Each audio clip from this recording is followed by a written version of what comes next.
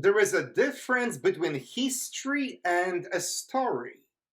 History is a factual account of past events based on evidence, while a story is a narrative that can be real or imagined and is often used for inspirational purposes. Good stories will make you want to be a better person. They will inspire you to reach out for the stars or to keep hope alive in a time of struggle. They will make you laugh and they will make you cry. But most importantly, good stories will make you think. The Bible is full of great stories that should not be confused with history. It's enough to mention Jonah and the whale, Noah and the flood that supposedly covered all the earth, or even the prodigal son parable. As a matter of fact, Jesus, who was a great storyteller himself, came up with countless fictional stories that we call today the parables. One of the best stories told in the Hebrew scriptures is found in the book of Job. It is the story of a righteous and pious man who suffers immense loss due to a cosmic argument between God and Satan. Despite his friends' insistence that his suffering must be punishment for sin, Job maintains his integrity and cries out to God, questioning the injustice of his situation. Having lost his wealth, health, all the children, and even God's blessing, Job finds God at the bottom of the pit, in the darkest misery of human existence.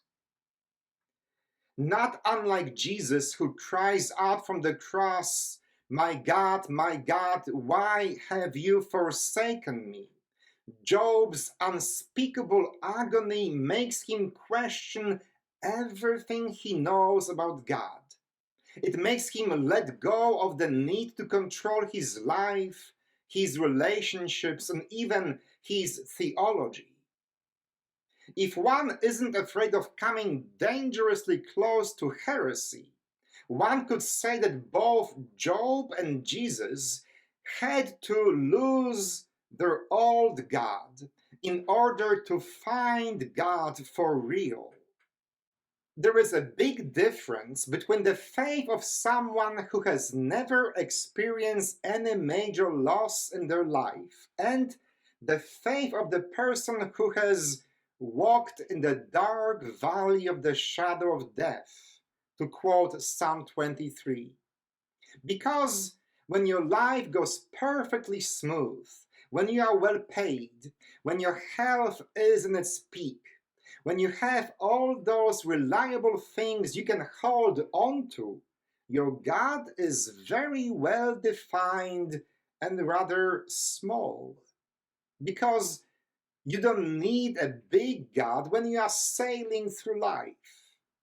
It is only when we can no longer hold on to the things that gave us a sense of security that we have a chance to discover and hold on to a truly big God, the God of Job and the God of Jesus. Do not seek loss or pain on purpose, because it will find you. It will come to you on its own. Each one of us will lose the people we love. Each one of us will lose good health and good looks. Each one of us will be touched by tragedy, heartbreak, and sorrow. Each one of us will be nailed to the cross. Each one of us will repeat after Job, God giveth, God taketh away. Each one of us will cry with Jesus, my God, why have you forsaken me?